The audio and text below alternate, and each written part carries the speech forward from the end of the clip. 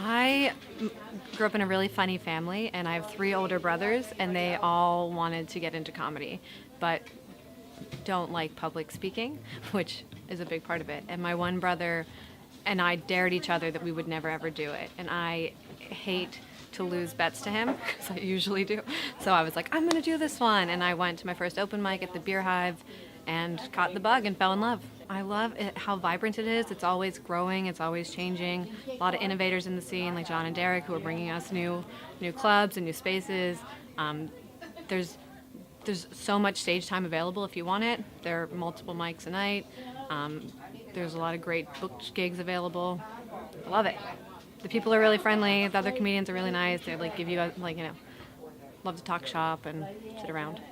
For me, it's the late nights, honestly. I'm sort of a morning person, so that was always the struggle. Was I was working a 9 to 5, and then you go out to a mic and it's late, and then get up and grind. And so, for me, that was always the hardest part.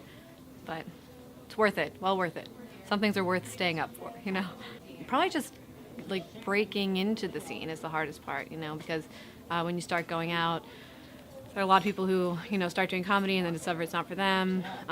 Very easily could have been a situation where I was like, I did comedy that one time and never went back, because it's just an intimidating scene, I think, to get into, just because it is just a bunch of people just in a bar at night. Comedians can be a little bit gruff at first because there are so many people who try to get into the scene. So it's you sort of have to earn your spot at the table, which involves just going out and doing it as much as you can. Comedy, typically it's not a very diverse scene, and I think probably part of it is just Pittsburgh's not the most diverse city. There aren't a lot of women in comedy, so I like to see women get into it.